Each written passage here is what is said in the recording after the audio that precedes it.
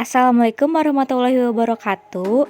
Di pertemuan kali ini, Ibu dan kalian akan sama-sama belajar tentang pendudukan Jepang. Pertama-tama, Ibu akan membahas mengapa Jepang bisa sampai ke Indonesia atau alasan serta latar belakang dari penjajahan Jepang di Indonesia. Pada tanggal 7 Desember 1941, terjadi suatu peristiwa yang besar di mana Jepang menyerbu salah satu pangkalan angkatan laut dari Amerika di Pearl Harbor, Hawaii.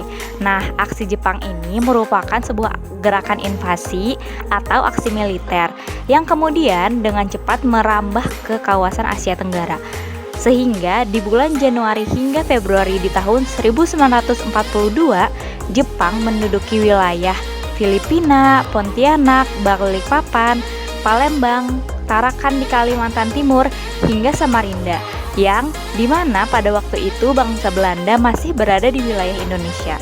Hal-hal tersebut dilakukan Jepang dengan tujuan mewujudkan persemakmuran bersama Asia Timur Raya.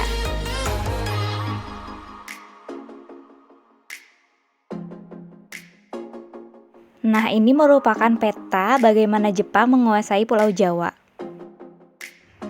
Nah, mengetahui hal itu, sekutu tidak tinggal diam, di mana mereka membentuk komando gabungan yang diberi nama ABDACOM atau American British Dutch Australian Command. ABDACOM bermarkas di Lembang dengan panglima dari pergerakan tersebut bernama Jenderal Sir Archibald. Dalam upaya menghadapi invasi dari Jepang, ABDACOM sendiri bekerja sama dengan tentara perang Hindia Belanda yang pada saat itu dipimpin oleh Letnan Jenderal Ter Purten. Lalu pada tanggal 1 Maret 1942, Jepang berhasil mendarat di 3 tempat sekaligus yang dapat dilihat di peta, yaitu di Teluk Banten, Eretan Wetan atau Jawa Barat, dan Kragan Jawa Tengah. Pertempuran Laut Jawa pun terjadi antara armada laut Jepang dan armada laut dari Hindia Belanda. Akhirnya di tanggal 5 Maret 1942, Batavia pun jatuh ke tangan Jepang. Tentara Jepang terus bergerak ke kota-kota lain di Jawa sehingga dengan mudah kota-kota tersebut jatuh ke tangan Jepang. Melalui perjanjian Kalijati di tanggal 8 Maret 1942, menandai berakhirnya kekuasaan Hindia Belanda di Indonesia yang digantikan oleh pihak Jepang.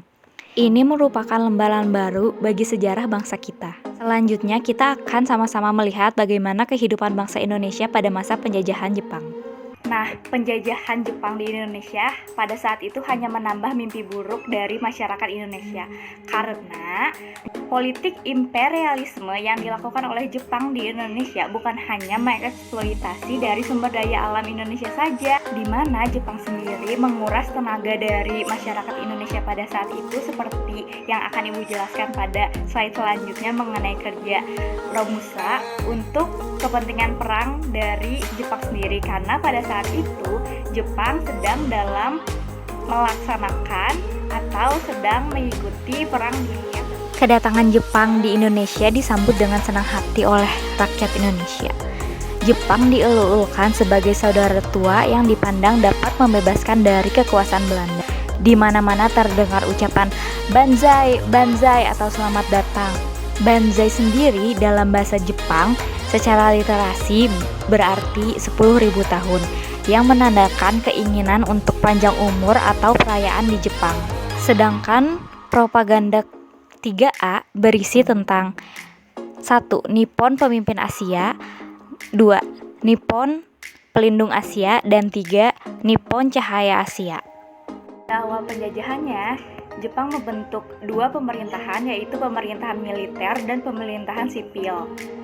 Lalu Jepang membentuk 3 wilayah pertahanan militer. Yang pertama ada pemerintahan militer angkatan darat di Sumatera yang disebut juga dengan Tomishudan. Yang kedua ada pemerintahan militer angkatan darat untuk Jawa dan Madura yang disebut juga dengan Ashamusudan. Sedangkan di Kalimantan, Jepang sendiri membentuk pemerintahan militer angkatan laut yang disebut juga dengan nama Armada Selatan Kedua.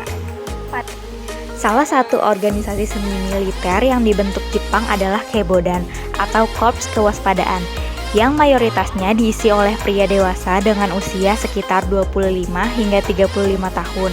Mereka dilatih militer untuk menjaga desa-desa yang menjadi basis pertahanan Jepang. Mereka dipersiapkan sebagai pasukan yang akan selalu waspada akan ancaman dari luar maupun dalam negeri. Fungsi lain dari Keibodan adalah membantu polisi Jepang untuk berpatroli. Keibodan sendiri dibentuk Jepang di Jawa, Sumatera, dan Kalimantan. Selanjutnya ada organisasi militer, PETA atau Pembela Tanah Air yang beranggotakan pemuda Indonesia. PETA mengizinkan anggotanya mendapatkan jabatan tinggi hingga setingkat perwira.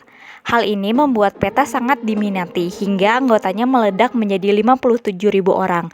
Tentara PETA dilatih secara maksimal oleh Jepang agar siap untuk ikut berperang. Namun, pada perkembangannya, PETA banyak yang melakukan pemberontakan terhadap Jepang.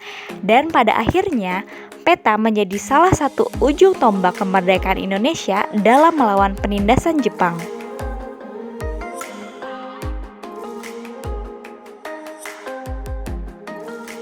Nah, sekian yang dapat Ibu sampaikan mengenai awal dari penjajahan Jepang. Kurang lebihnya mohon maaf. Dan untuk minggu depan kita akan sama-sama belajar mengenai kehidupan pada masa penjajahan Jepang dan dampak dari penjajahan Jepang itu sendiri. Sampai bertemu di video selanjutnya. Wassalamualaikum warahmatullahi wabarakatuh.